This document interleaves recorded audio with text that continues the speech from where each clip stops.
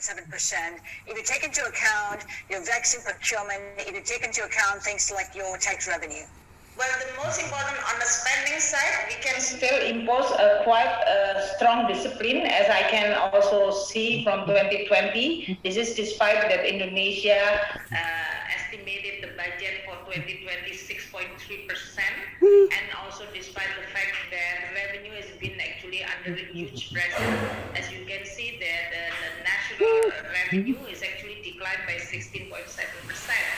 And the taxation has actually also suffered with a decline of 19.6%. So it's quite a pressure from the revenue side.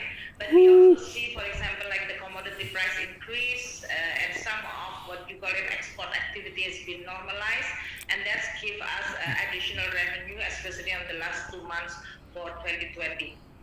Minister, we saw the swing in investor confidence in Indonesia last year, and that was quite apparent in the movement of the Indonesian rupiah. But your own international experience has allayed concerns, provided a lot of stability. What are you hearing from investors in terms of some of the things they may be worried about in Indonesia?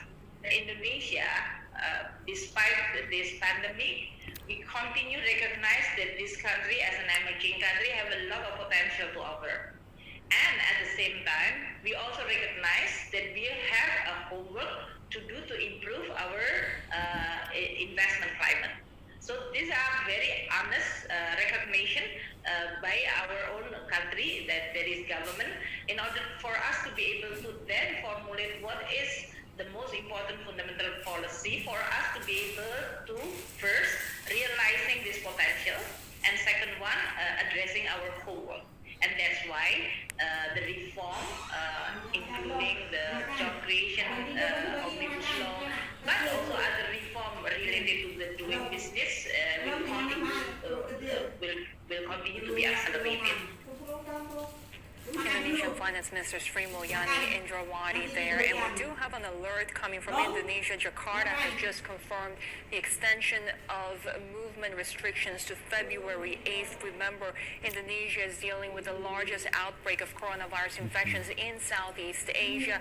We are talking about more than 980,000 Indonesians infected. More than 130,000 people have received their first doses of the vaccine as of Friday. Heidi. Kerry, we are watching Toshiba, meanwhile, rising to an intraday high that we haven't seen since July 2017. Remember, this was a stock that was demoted to the Tokyo Stock Exchange second section in August 2017. We're now hearing that Toshiba will be has gotten approval to return to the Tokyo Stock Exchange's first section as of Friday. We had ADRs already rallying, so at the moment, off the session highs, but up by just shy of 14%. In the meantime, we have seen, of course, Toshiba doing things like putting up its chip division and shoring up its balance sheet, setting up for its return to the first section on Friday. We do have plenty more to come on Daybreak Asia. This is Bloomberg.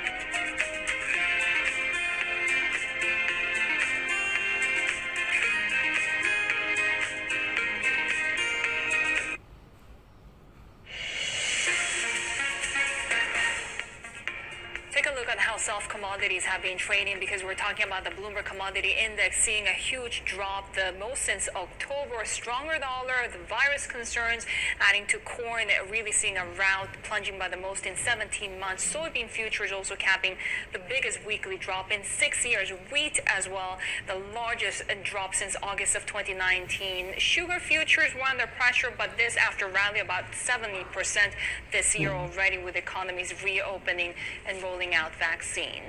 Coming up next, strategists are split over the outlook for Bitcoin. We'll assess where prices are likely to head after its worst week in almost a year. This is Bloomberg.